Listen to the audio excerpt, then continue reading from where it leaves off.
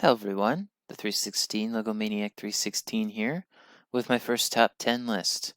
I wanted to do a new series for this month and see how well it did, and maybe next month I'll do another top 10, etc. That's my plan, one top 10 list a month.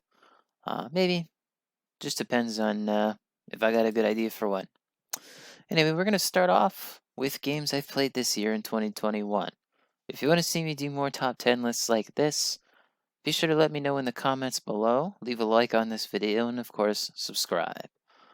Let's go ahead and start with, no particular order. I just had to play the games this year. Alright, the first game I played this year was the Tiny Tina's Assault on Dragon's Keep standalone one-shot adventure. If you ever played Borderlands 2 in this DLC, it's pretty much the exact same. There are a few differences, like you start off at level 0 right at the beginning of the DLC, and you can go all the way up to level 35.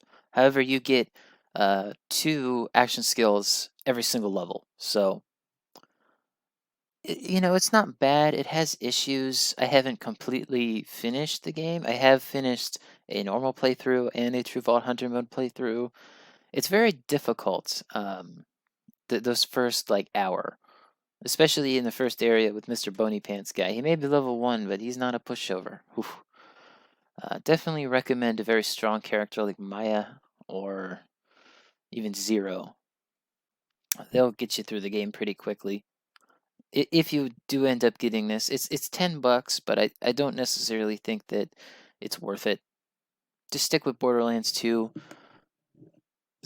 DLC. Next game, we have Back 4 Blood. I didn't play this game too much. I finished, I think, the first 2 acts, and then I just kind of left it there. The main issue is that I'm a single player type of gamer. I like to play single player games. Multiplayer games are fun, but I've always been more of a PvE rather than a PvP person. I do think that as a spiritual successor to Left 4 Dead, Left 4 Dead 2, it is pretty good. It has a card-based class system. Basically, you get cards and you have like a deck, and then you can pick the cards whichever you want for like your abilities and buffs and whatnot. It's not a very easy game. It's kind of difficult, especially on like the medium difficulty. Like, I would recommend this game, but I would wait because they're going to be adding like a single player update soon where you can just play by yourself with achievements enabled. So that's basically what I'm waiting for to go back and finish the game, because there's a lot of easy achievements to get, but if you're playing online, it can be very difficult to get because of, random players in your lobby. All right, Doom 2016. I like Doom 2016. The problem is that I can't bring myself to finish it. I just can't do it. I don't know why. I want to finish this game. I want to complete it. I just, for some reason, can't do it. It's not that the game's hard or anything. It's just like I lose interest quickly when I'm playing this game. It's fun, it's fast paced, exhilarating, like you drink 2 shots of espresso. But I do recommend the game if you like Doom. As a reboot of the Doom series, it's fantastic. It plays well. It looks nice, and Doom Eternal came out not too long ago, and I'd recommend that too, even though I've never played Doom Eternal. But yeah, this would be the first game that I would recommend just outright. Like, this is good. You'll like it if you like these types of games. Uh, it does get more challenging as it goes on, but it doesn't feel unwarranted. Like, they really take its time to build you up to more difficult encounters. Next game I played Square Enix's Avengers. I wasn't going to play this game originally, but it came to Game Pass, and I'm like, sure, why not? And I'm kind of glad I did, kind of not. I don't think the story is particularly great, but the gameplay is actually solid. Each character feels unique and different enough to, justify this type of game. It's basically like if you took an Overwatch but in third person with superheroes. It's good. I recommend it. But only the single player because I haven't really played much of the multiplayer, but it has connection issues. Not too bad. Uh, there's no PvP. It's all PvE. It's just okay. Um, I don't like the fact that Spider-Man is only on PlayStation. Maybe it's a year exclusive. Maybe it's a permanent exclusive. I honestly don't know. I'm not going to fully recommend this. I'm just going to say if you want to play the story and the campaign, go ahead. I think it's fine. Not the worst I think I've played. Dead Rising. Now, I have played this game in the past on the 360, and I did finish it, but I never really got around to completing it. I did get the Mega Buster, which is probably the best weapon in the game next to this laser sword. I think that if you wanted a good starting point for the Dead Rising series, I'd start with Dead Rising 2 and then go back to this one because this one, it's a lot more challenging and it has a different feel to it. You know, this one is just in a random mall in like a small town, whereas in Dead Rising 2, you're basically in Vegas, Fortune City, Las Vegas, same thing pretty much. And it has combo weapons and stuff. This feels more like a survival horror game, even though it has very little horror elements in it. It's still kind of funny though. Uh, you know, for a game coming out in 2006 and then getting remastered for the well, quote unquote remastered for the newer brand consoles, it works, but they didn't fix or change anything. It's basically just a port. You know, I think a remaster should fix things if it needs to be fixed. They basically did nothing to fix the game other than touch up a couple of the visuals. So I do recommend this game, but only if you played the second one first. That's at least how I played it. I think this game is definitely worth it though, even though it's a little old and outdated. I wouldn't mind seeing a remake like they did with Resident Evil 2 and 3. And apparently it's Resident Evil 4. Anyway, Quantum Break. This is a game I always wanted to play, but I never really got around to playing it until this year for some reason. And you know, I gotta say, I wish I played it sooner. A lot of people didn't really appreciate this game, and that's kind of a shame because I think it's much better than people gave it credit for back in, I think, 2016. It's a video game mixed with a TV show, which, you know, it's okay.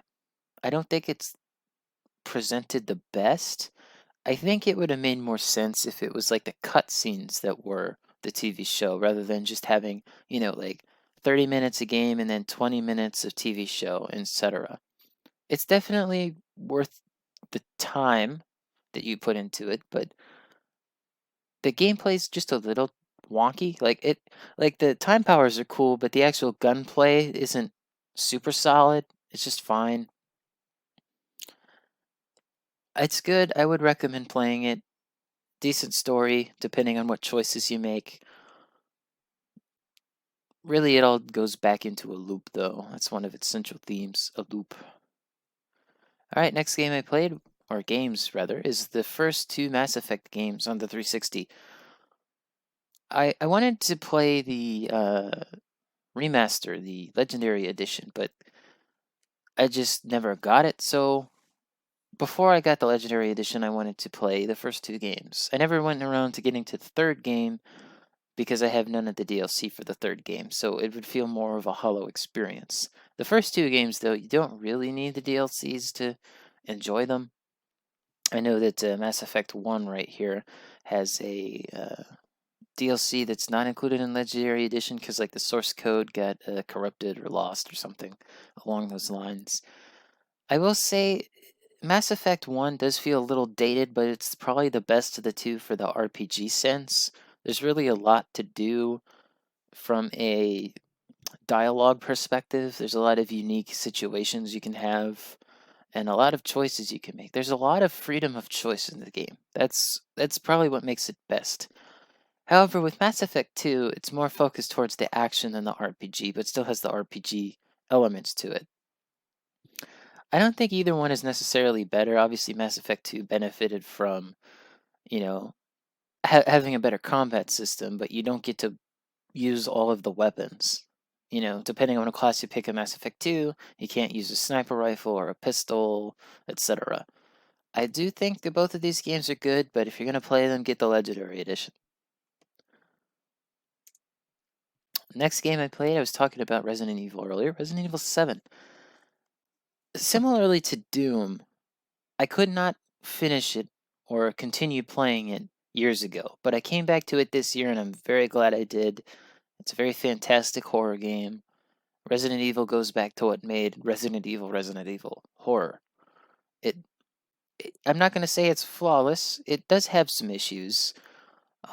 It's actually pretty easy once you know like the strategies. Like you can really get this game done in like an hour and a half if you're really good at it. But absolutely worth your time, worth the investment. If you want to play this game, I would get the Gold Edition. It just has all the DLC included except Not a Hero, which was free for everyone. I did complete the base 1000 for this game, but I did not complete all of the DLC achievements because some of them are really stupid hard. Like, I do not envy those who have gotten the full completion on the DLC for this game. It's not at all easy, but it is a good challenge. Highly recommend this game. Psychonauts 2. I never played the first Psychonauts game. I kind of want to go back to it though, to Psychonauts, just to see how it was. But Psychonauts 2, I feel, was robbed of Game of the Year. Out of all the games I played this year, this one had the most character, charm, story. It was near flawless. You know, this game was in development hell for such a long time, but to see it come out so polished and gorgeous as it was, absolutely worth it. This game is great. If you haven't played this game yet, I'm not going to spoil anything. It's a platformer. It's one of the best platformers I ever played. I don't play a lot of platformers, but this is absolutely worth your time. Out of all the games I'm going to tell you to play today, this is the one you should play the most. It got robbed of Game of the Year and other awards, but it definitely deserved to win at least one. And finally, Halo Infinite. The last game I played this year, or rather, one of the last games I played this year, because the campaign just came out not that long ago. I did finish it on Heroic, and honestly, it was pretty easy. Like, I did have some struggle and some hard bits, but honestly, this is probably one of the better Halo experiences from 343. They really nailed the campaign. It did feel a little short though, and I did do like 80% of like the optional objectives and armor lockers. The multiplayer though, that's where I have the biggest issue. The monetization is awful. Like, everyone says monetization's awful, but no. This one is like the worst possible implementation of a monetization system you can get. It's garbage. Basically, you get a $10 battle pass and it has some armor in it. Cool, whatever, fine. $10, whatever. But then you get to the store and then they sell you a full set of armor for 20 bucks.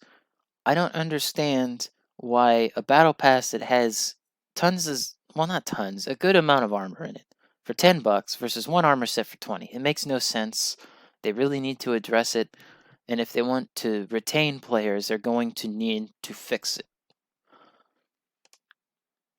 I do recommend the campaign though, if you get around to it. If you didn't like Halo 5, this is definitely more like a soft reboot of the games. It's definitely worth your time though. I think that if you really just want to be wowed by Halo again, you're going to be wowed by this game. Anyway, guys, that's it for me, for my top 10 list. Let me know what you think of the games that I discussed today. Let me know in the comments. Don't forget to leave a like on the video as well if you want to see me do more top 10 lists like these. And as always, be sure to subscribe. Any subscription, like, comment helps me out. Thank you guys for watching. Stay tuned for the next video. And as always, peace.